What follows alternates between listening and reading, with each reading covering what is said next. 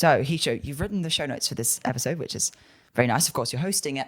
And like we always do, you've color-coded like which bit you're going to say, which bit I'm going to say. So yours are in green and mine are in purple.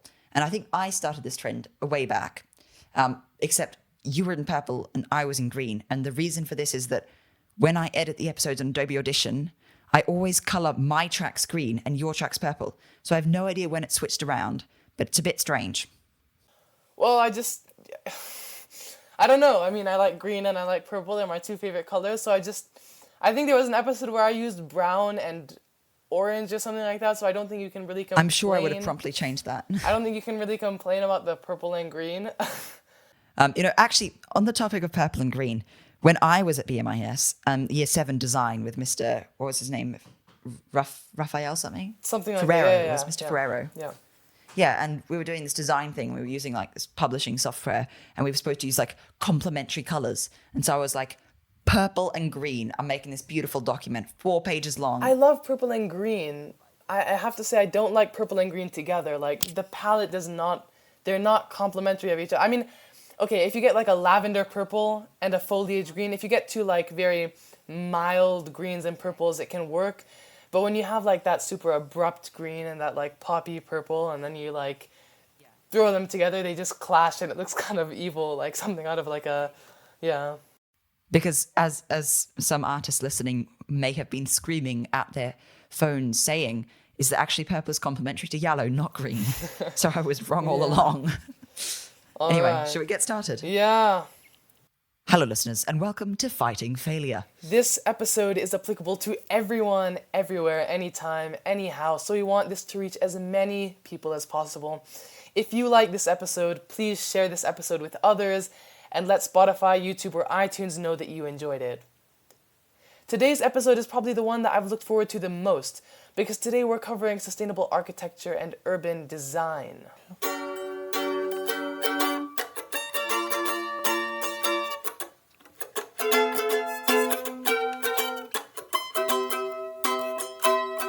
From Generation, this is Fighting Failure.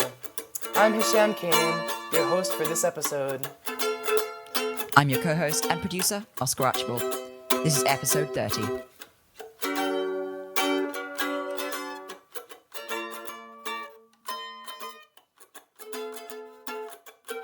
First, for those of us who might not know what sustainable architecture is, let's give a quick definition. Sustainable development is a general term that refers to architecture and an architectural vision of human suburbia that limits its impact on the environment and may even be integrated with the environment.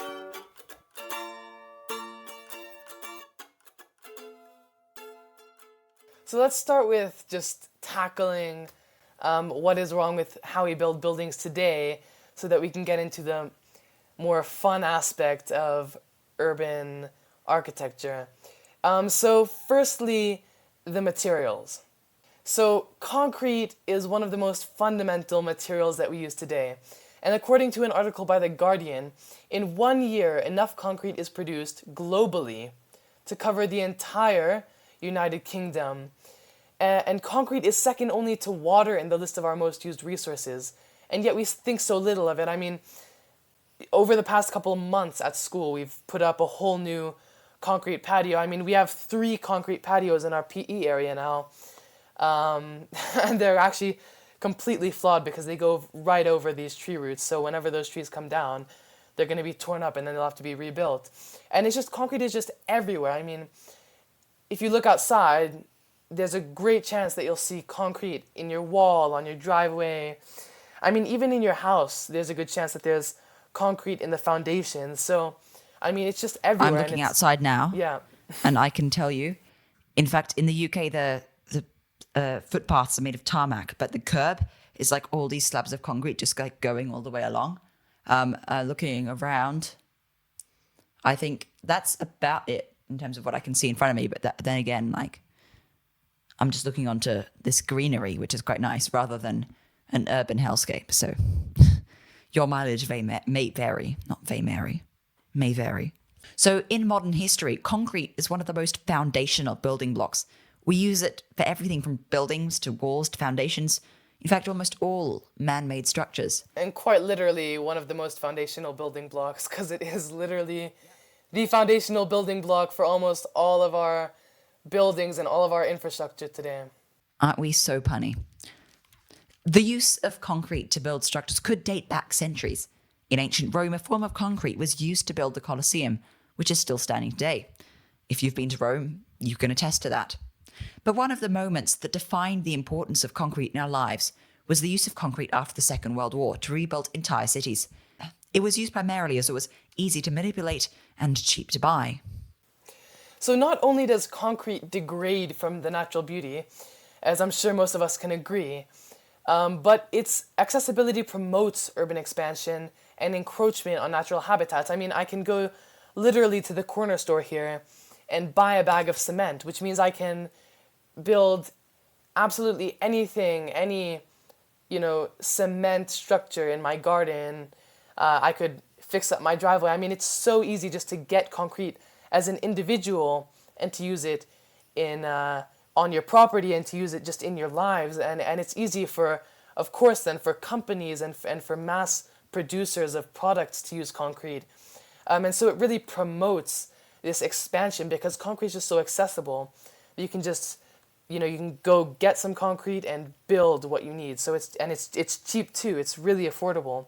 Like a lot of the houses here in Malawi are just concrete with like tin slats for the roofs. I mean, it just goes to show how easy concrete is to use and how easy it is to build up with concrete. Yeah, and I think at this point it is worth us clarifying what's different between concrete and cement. So concrete on the one hand, cement on the one hand is this sort of powder that is made in this industrial process that releases a lot of carbon dioxide it will come onto. And then that's the sort of powder that you buy. And then in order to make concrete, you mix the sort of a water mixture of cement. You mix this solution of cement with gravel to like harden it up and sand. And that what gives it sort of that bulk. And with cement's binding power, concrete sort of gives that bulk and it gives you that solid structure once it sets. And I think the setting is an exothermic reaction. I'm not sure. You just did exothermic and endothermic in chemistry? Oh yeah, ages ago. Yeah, we did that too. I'm pretty sure it releases heat, doesn't it? Right? I'm not sure about that specific application, but I literally just had my chemistry exam and it was one of the earlier topics that we did, so I've literally just been revising exothermic, endothermic, enthalpy, all this. Yeah. Concrete has also been proven to degrade soil quality, water cleanliness, and many other crucial parts of surrounding ecosystems. Of course, this affects wild animals, but if you don't care about wild animals, I mean, I don't know why you wouldn't, but problems with water cleanliness and soil quality will come back to haunt us too, because if we are polluting those lovely rivers and streams that go past our cities, and then we're also drawing from those rivers and streams in order to drink, or trying to use this polluted soil to grow, we're going to be facing some issues in our own human society as well. So sort of one of our biggest points here is the production of cement is very carbon intensive. And according to Our World in Data, more than 3% of global greenhouse gas emissions come from the production of cement, about on par with all emissions from global waste. So if we think about that, my sister is always trying to tell me, if food waste were a country, it would be the third biggest polluter. And yes, that's true. Food waste is a huge problem. But all waste combined is 3% of global emissions. And all cement production combined is 3% of global emissions. In fact, it's a bit more than 3% because that's just counting the carbon dioxide emissions from the chemical conversion. There's also the energy required to drive this process and all the processes surrounding the production of cement. I mean, yeah, and global waste includes everything from food waste to clothing, fast fashion and clothing waste to plastic production and that waste. So, and the decomposition of, different things that we throw out. And so this is just, I mean, if you think about like the magnitude that you think, I mean, just because of how amplified sort of waste has been in sort of the environmental society, it seems like such a daunting problem. But in fact, we have cement, which is the next door neighbor to waste, and we're not doing anything to tackle that. I mean, my school, in Malawi has this entire sort of like green initiative, and with the new director, and everything is great, and involved in a ton of activities that are doing, different projects to reduce the impact of the school and to regreen different parts of the school.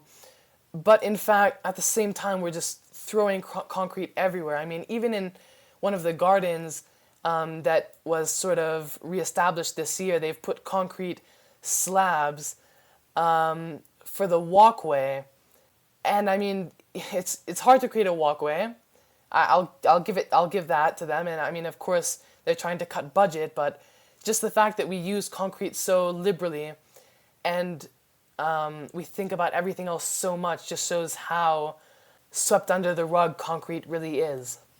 Even the foundations, we had a couple of years ago, we had a jungle gym put up in the primary, which was actually quite annoyingly the year after I moved out of primary, so I was no longer able to use it.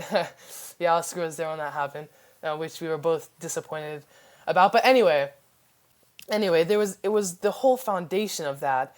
Like I said, concrete is just, it's foundational, both, like literally, as well as sort of generally. And so it was literally the foundation of the entire jungle gym that had been put up. And it's still there. They've now taken down the jungle gym because it got eaten by termites.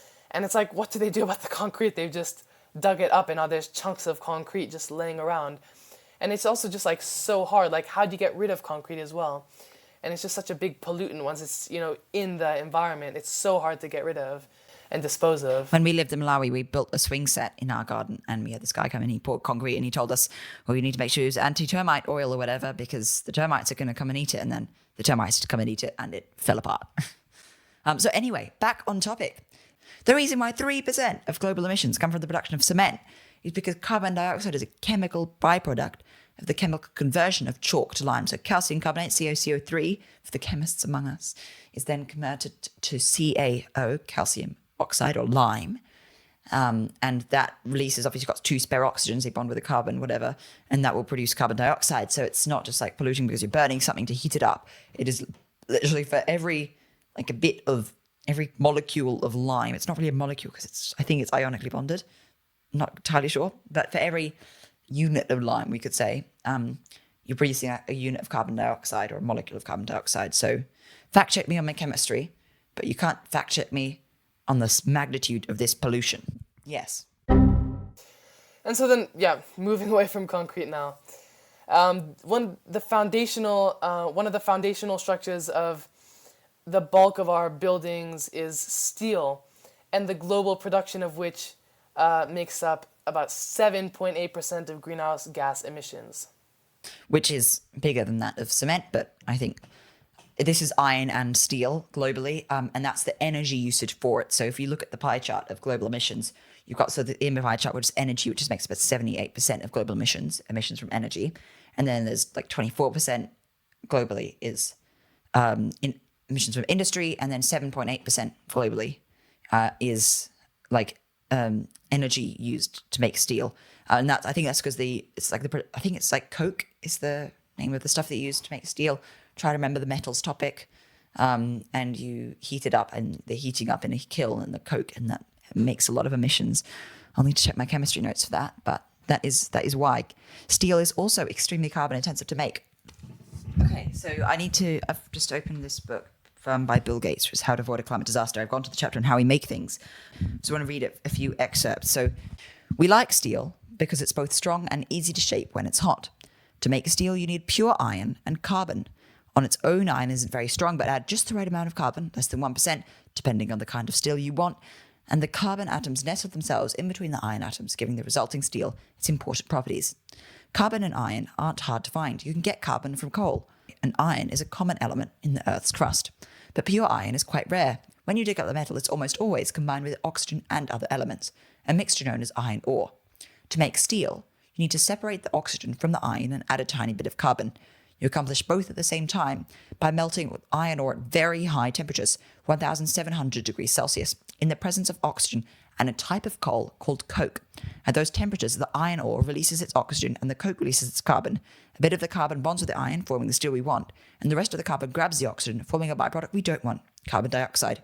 Quite a bit of carbon dioxide, in fact. Making 1 ton of steel produces 1.8 tons of carbon dioxide.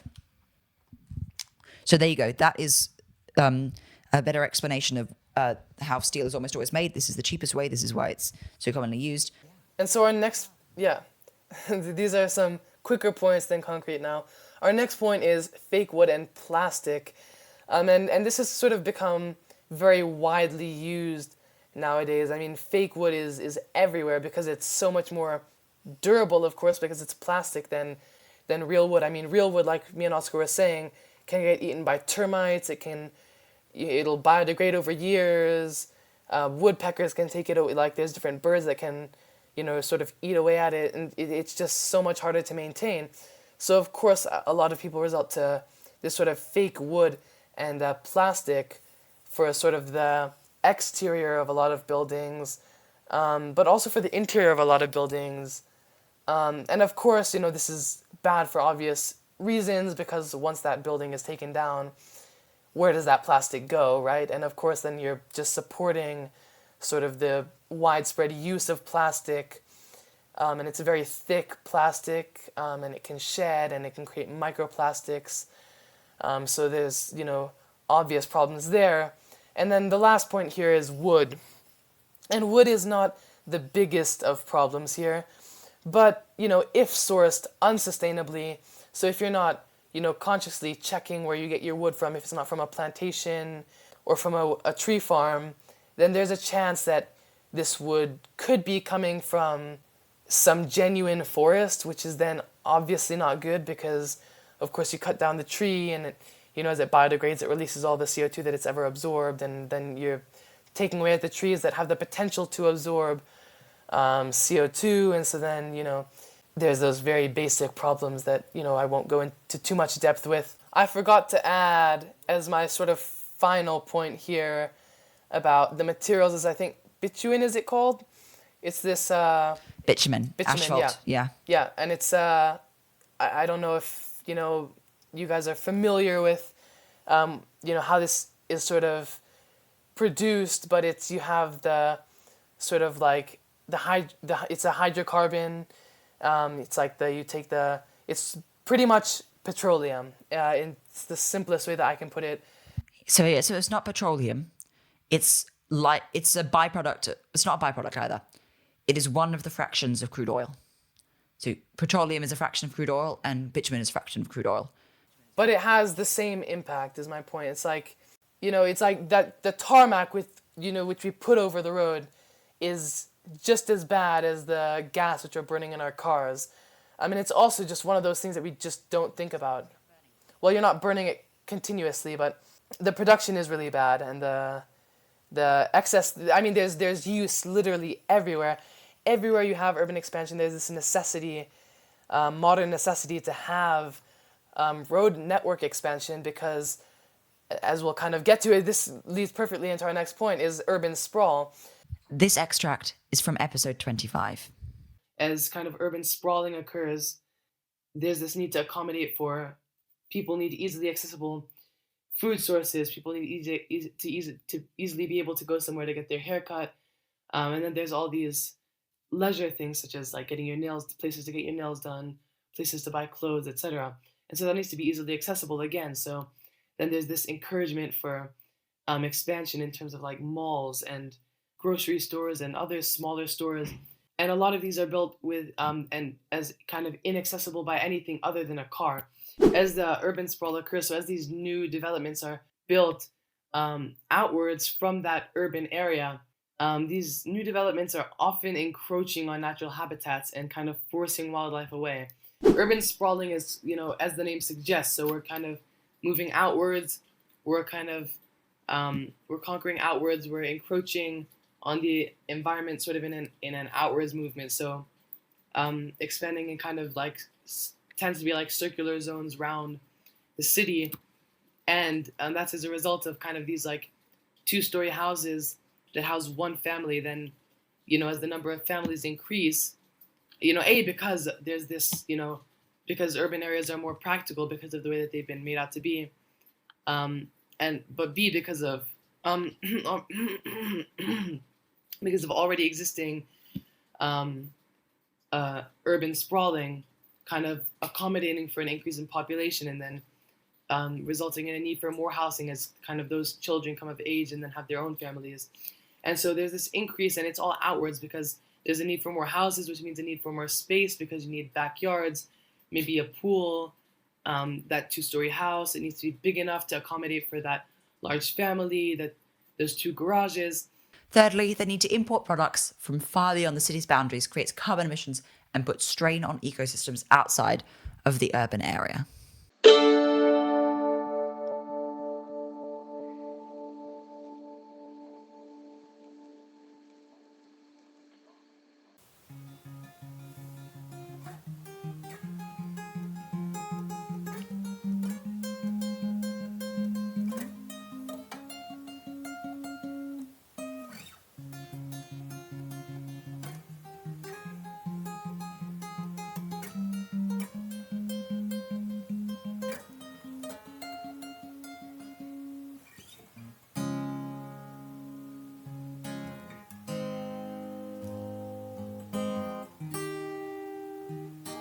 Hey everyone, so while the music's playing, I just thought I'd say a few things. First of all, we have a Patreon page, links in the description. It starts at $1 a month and that'll help us reinvest into making this podcast. It takes hours and hours to make every podcast, and if you could help us, that'd be great.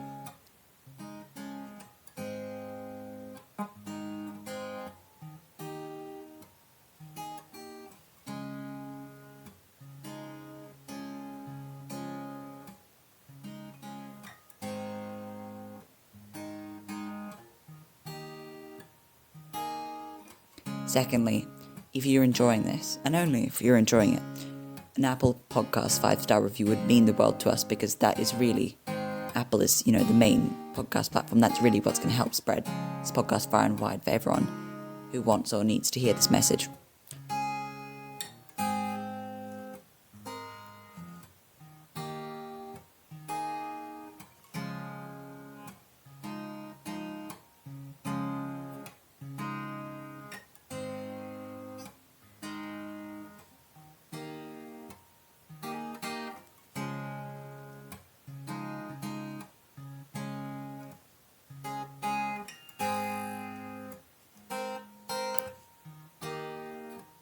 We also publish episodes on YouTube if that's more convenient.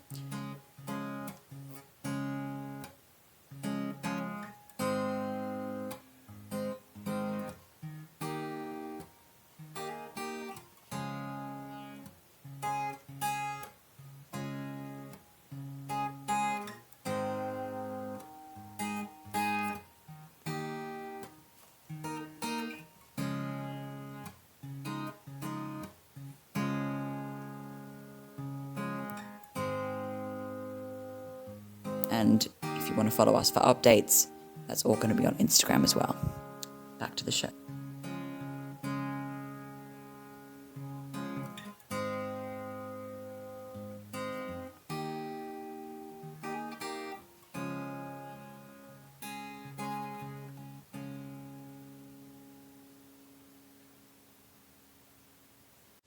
Hi, I'm Sandhya Stapleton. I co-founded this podcast and co-hosted in Season 1. I've recently given a TED Talk about climate change. If you want to listen to that, it'll be in the first link in the show notes. Miss you all, enjoy the episode, and please give us a good review on Apple Podcasts. So, now we're going to move on to the problems. Solutions.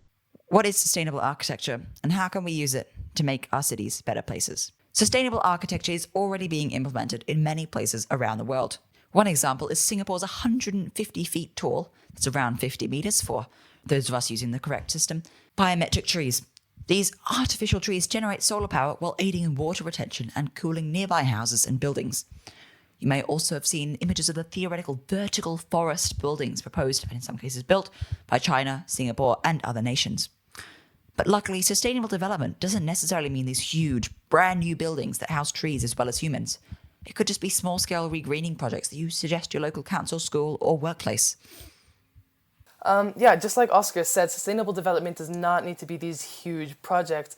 I mean, just in my school community, I've been involved in a couple of projects this year, and my favorite project has been, there's this old garden sort of towards the back of the school around where the year 11 bubble group was, which is my sort of grade, and so we were in that area with the garden just sort of nearby, and so when my bio teacher was putting out these extracurricular programs, she made this program that was sort of that had this objective to sort of work on and reestablish the garden, because the garden had been completely run down by a total lack of attention and the dry season, and just, an accumulation of leaves that had not been sort of cleaned out and that could be, hazardous, fire hazards, whatever. And so me and a couple of my friends signed up and we started working on it. And we, as a group, we raked the leaves, we cleaned the trash out of the garden, we dug these sort of trenches that aid in water retention, we took out any trees that were hazardous or invasive, we sort of put in some recycled, or let's say upcycled benches that we helped sort of establish in the garden so that people could commune there. And we Oscar, I don't know if you remember, but in this garden that I'm referring to, like the old design classrooms, if you walk up towards the art room from the design classrooms, you used to pass like the smoking lounge, like where the teachers used to smoke. Okay, anyway, there was this like little wooden thing where teachers used to like hide in and like crouch in a corner and smoke their cigarettes and stuff. And this building was just there with, it's not a building, it's like a wooden shack. There's not even a roof, but it's just in the back of the garden. And there was an already established walkway. So we are turning the back into sort of a communal area. And we're using the vines that were climbing up the sides, the inside and the outside, to provide a sort of green roofing. It's not necessarily roofing to protect you from the rain, but it's just roofing to kind of provide a shade and this sort of like microclimate. And so there's all these little projects that you can get involved in with your school. Talk to a teacher to get it started, or maybe a teacher offers something and you can get involved through that, like what happened in this specific case. Or you could contact your local government. Like there's so many things that you can do just to get involved in regreening and environmental projects just in your local community to make your suburbia a greener place. Yeah, so, or if you live in more urban environment, you're urbier as well. I don't know if that's a word. Recently in our most recent eco group meeting, we were talking about how we could introduce bug hotels and bug hotels and bird houses to, there's also a wildflower meadow that's been recently planted, trying to get the school area just a bit more green, because it just makes it more pleasant and it's also good for the environment. So the next point is sort of in this vein, or should I say, phloem. Urban agriculture is also becoming far more popular worldwide and is a huge step forward in terms of sustainable food production.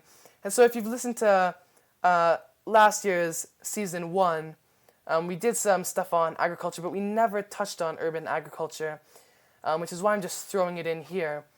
And so as you can sort of expect, as the name sort of suggests, urban agriculture is just agriculture in your urbia.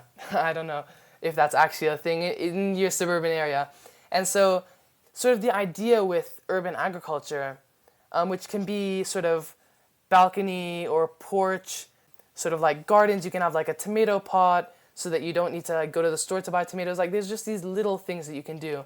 Or perhaps you have a slightly bigger house on sort of that outer edge of the city and you have a garden, and you could establish sort of like a bed for a proper, like a vegetable garden, and establish that. And so you could grow, lettuce is so easy to grow. It's so hard to kill lettuce.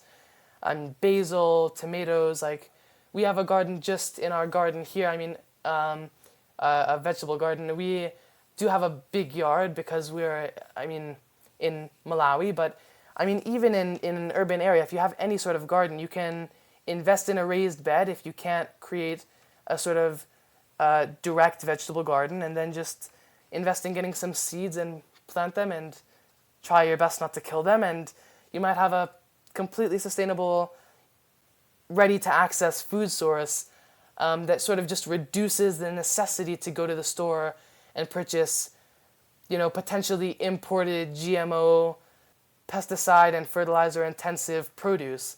And so this is just a big step forward in a very small way. So this is just another thing that you could do that would be very helpful and very impactful in a very small scale.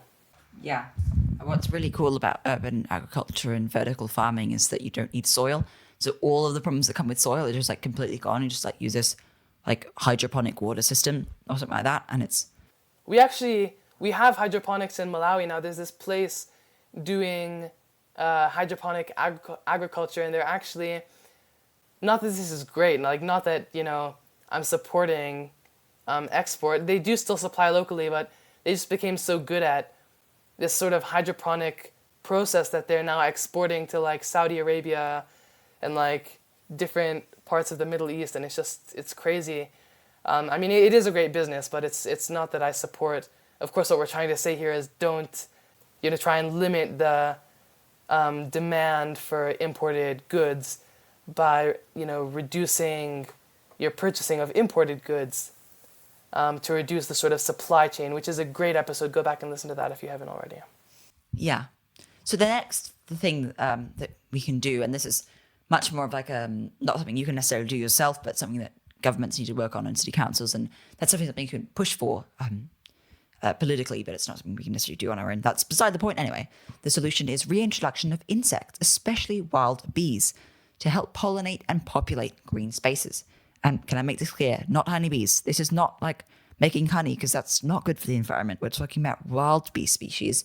And so that's a variety of different bee species rather than just the one honeybee species. But yeah, wild bees, as well as other insects and birds and all these sort of animals that we can reintroduce into these green spaces to make them a lot more natural, provide a home for these animals, and make the green spaces better for the environment too.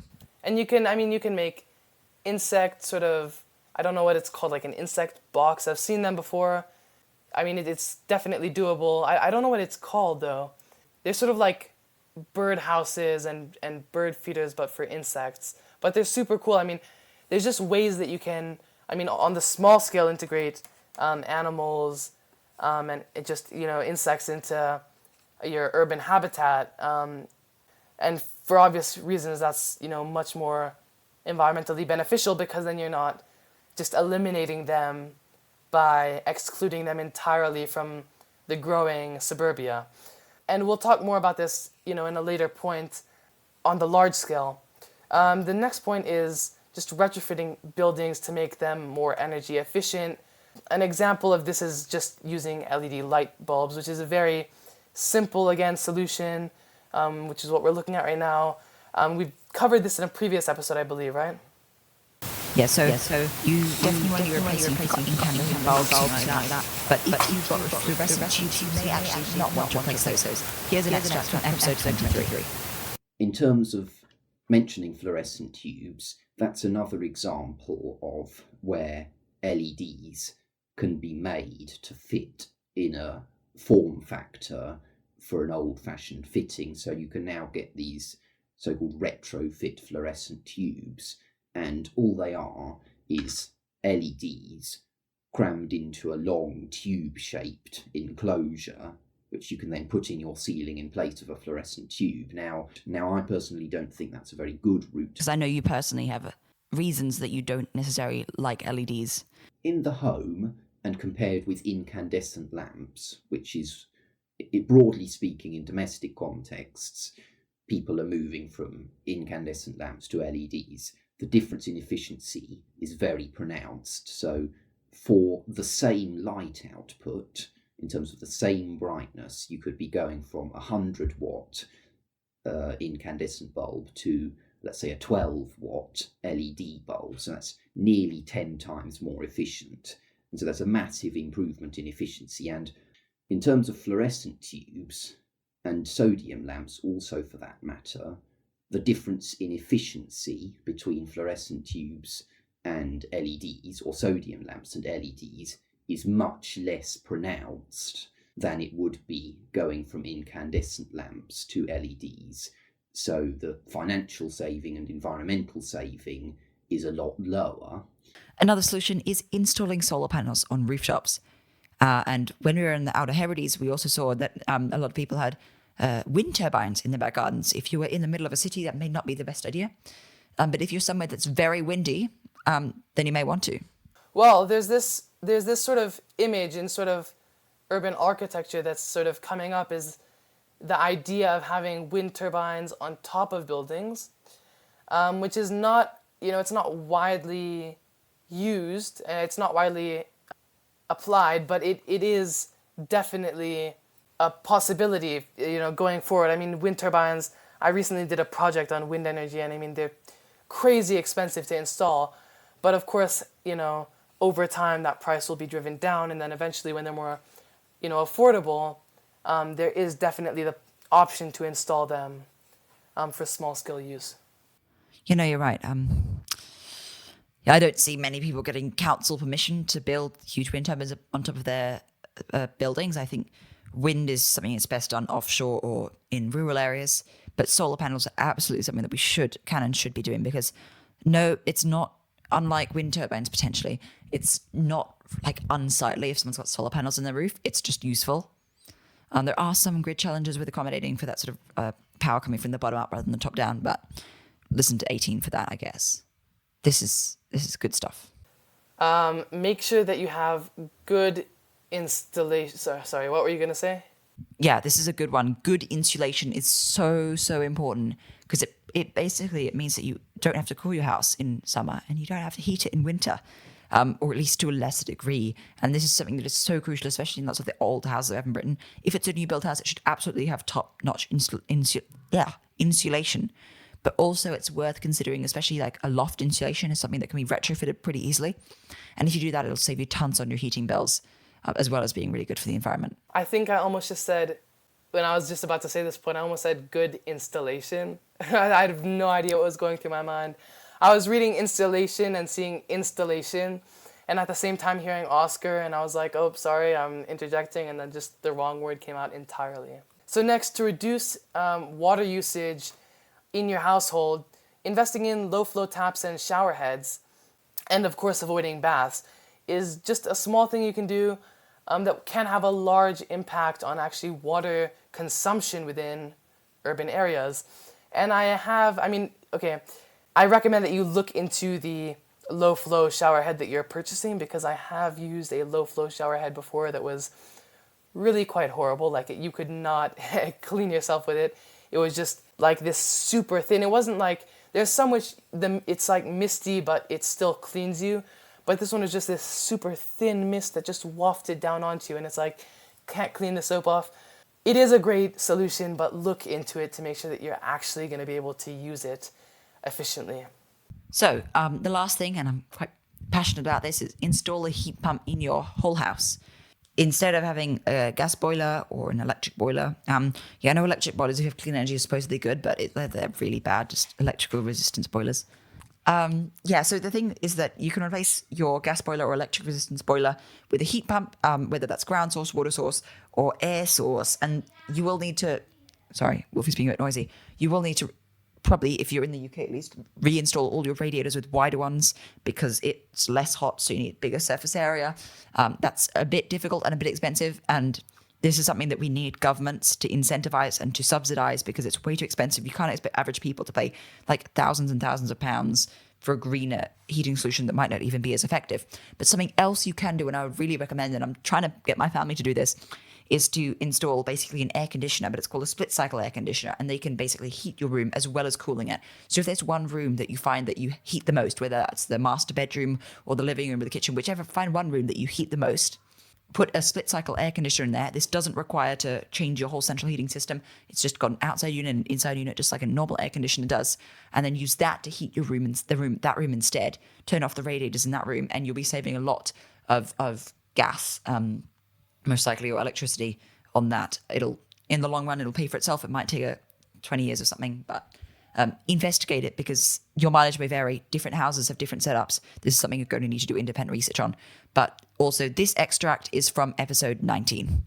Yes, there are heat pumps that work without ducts. They're called geniusly ductless heat pumps, or mini splits. And I've actually got one in my office right here. If you've been to, like, on the continent in Europe, the hotels that have air conditioning units, they're usually a heat pump at one of these mini split ductless units. And the way that they work is that they don't require ducts. They just have these like little tubes or pipes that go right outside, out of your walls. So in the UK, I don't know what the most viable one is, since I haven't looked into that market as much, but that would be an option for people that don't have ducts, don't want to do that duct work. And those are actually cheaper usually than doing an air source heat pump. So the average cost in the US on some of those is like $8,000 to $10,000 for doing a ductless system in your house. If you hear the term geothermal heating being thrown around, that's basically just ground source heat pumps, because the ground, like a couple meters below the surface, is actually a lot hotter than it is at the surface. So we can use that temperature differential to make us, it's constant temperature year round. You can use that temperature differential to move heat from the ground to your house and heat your house up. So I need to go for dinner soon. So let's try and get through this last bit really quickly. But before we move on, if any of these solutions in terms of more efficient housing interest you, see the show notes below. There'll be some links. You can do a bit more research and potentially green up your own home. Also, if you see any petitions floating around about like Insulate Britain or, I don't know, like subsidized heat pumps, make sure to like sign them, and because we want the governments to be supporting these initiatives. But without further ado, planting trees on and around buildings supports local ecosystems, because you can have lots of animals living in the trees and it's all perfect. Increases air quality because photosynthesis removes carbon dioxide, and I think trees might also help with particulate pollution. Not sure on that though. It reduces the impact of urban expansion on surrounding habitats, because if you keep the habitats there, just build a bit of urban around that, that's good for the animals. 4, lowers temperatures and provides shade. This is actually so important because it means we can spend much less energy cooling our homes, and especially commercial areas and businesses. Yeah, and also I'd like to add that, I mean, this sort of cloud of pollution around our cities actually causes a much greater heating effect in that general area. So if you don't have trees and there to create this sort of microclimate that's cooler and also helps clean the air and reduces particulate air pollution that might cause different breathing problems, then it can be very hot and just exacerbates the problem. Yeah. Number 5, make cities nicer places to be. We all love trees. We all love being around trees. We all know that they make cities so much nicer to be in. And here's a little anecdote. In Australia, you see this sometimes in the UK, but not nearly as much. Like in Australia, because the streets are a bit wider, you have verges, like grass verges, between the footpath and the road, whereas in England, it's almost always footpath, curb, road, with nothing in between. And often the council plants trees on these verges, and that makes it good. But here's a funny anecdote, is that when my grandma's house burnt down, it wasn't their like main house, it was their holiday house. It got burnt down in a wildfire, because it's Australia, that's what happens. They wanted to basically just move their house on a truck to the burnt down house and replace it. But then they were told that they couldn't put it on the back of this truck, because the way that the trees were planted in their street, they were planted like parallel, which meant that the truck couldn't get through. Whereas usually they're planted like offset, so the truck can like weave between the trees. And that's why they just sold that land and took the insurance money. So anyway, I'd just like to quickly go over some of the bigger ideas with sustainable architecture and some of the images that you might be, the conceptual images that you might be seeing of sustainable architecture. I mean, this is what really interests me. I mean, I just think sustainable architecture, it's not only is it practical and sustainable, but it's just beautiful. I mean, if you see these conceptual buildings, so I mean, there's this sort of concept that's sort of widespread now to have these buildings. So Of course, if you've listened to previous episodes, you'll know that building up, despite controversy, is more sort of sustainable, more environmentally friendly than building out. Because when you build out, you're forced to encroach on more surrounding natural habitat than you are when you build up. And by building up, I mean building taller buildings. And when I say build out, I mean building cul-de-sac housing. And so when you build these larger buildings, one of these things that you'll see often sort of tied into sustainable architecture is having trees on balconies. And I just think it's such a beautiful thing. So there's a lot of these buildings where you'll have outcroppings, and these outcroppings provide space for mosses to grow. And then you'll have, on the balconies, you'll have different shrubs and trees, and it's just like you're housing an entire ecosystem in your vertical building.